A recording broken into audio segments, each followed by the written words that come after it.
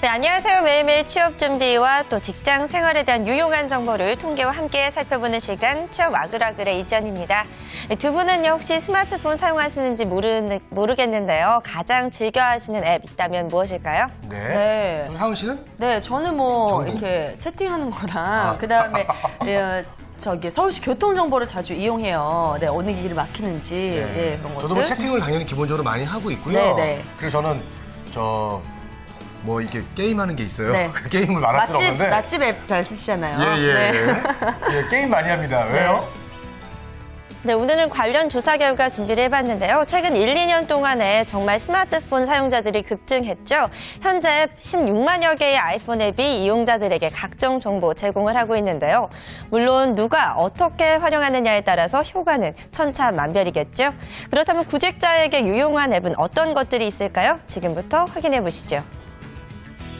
네, 면접을 앞둔 이들에게 유용한 앱 어떤 것들이 있을까요? 구직자를 위한 앱 베스트 7 오늘 소개해드릴까 합니다. 네, 가장 유용한 앱 바로 첫 번째는요. 바로 바이오 리듬 앱입니다.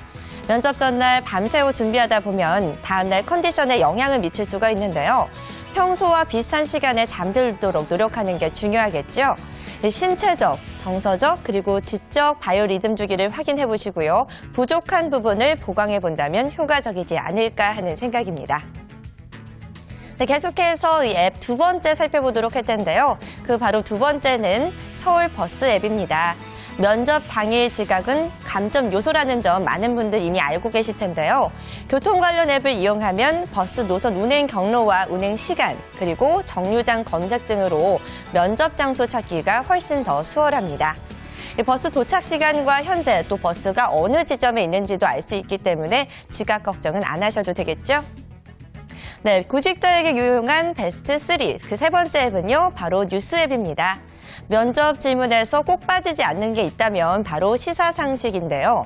이 때문에 면접 당일 신문을 보는 것은 필수이겠죠. 이 뉴스 앱을 이용하면 터치 하나로 필요한 기사를 읽어볼 수가 있습니다. 신문의 지면 그대로를 볼 수 있어서 편하기도 하고요. 또 스크랩도 가능하다고 하네요. 네, 계속해서 구직자에게 유용한 앱 그 네 번째 살펴봅니다. 바로 시사경제용어 앱인데요. 구직자의 필수 앱입니다. 기획재정부가 만들고 KDI 한국개발원이 감수를 해서 신뢰도도 아주 높습니다. 뉴스 앱을 이용하다 보면요, 어려운 용어가 나오면 바로바로 체크해 볼 수가 있어서 자세한 내용 확인할 수가 있다고 하네요. 네, 계속해서 다섯 번째 체크를 해봅니다. 그 다섯 번째 앱은 바로 취업 상식 사전 앱입니다. 취업 준비에 도움이 되는 팁부터 이력서와 자기소개서 작성법, 그리고 면접 조언까지 아주 다양한 정보가 실려있는 앱인데요. 취업 전문가의 비법을 살펴보면서 마지막 점검해보면 어떨까요? 네, 계속해서 여섯 번째도 살펴봅니다. 그 여섯 번째 앱은요, 바로 영어 인터뷰 앱입니다. 이 앱은 영어 면접에 필요한 필수 단어와 표현을 점검하도록 도와주는데요. 인터뷰 예시 질문을 보고 자신만의 답변을 정리해보는 것이 좋을 것 같습니다. 또 적절한 답안도 제시해주기 때문에 중요 단어와 문구를 기억해두면 더 효과적이겠죠?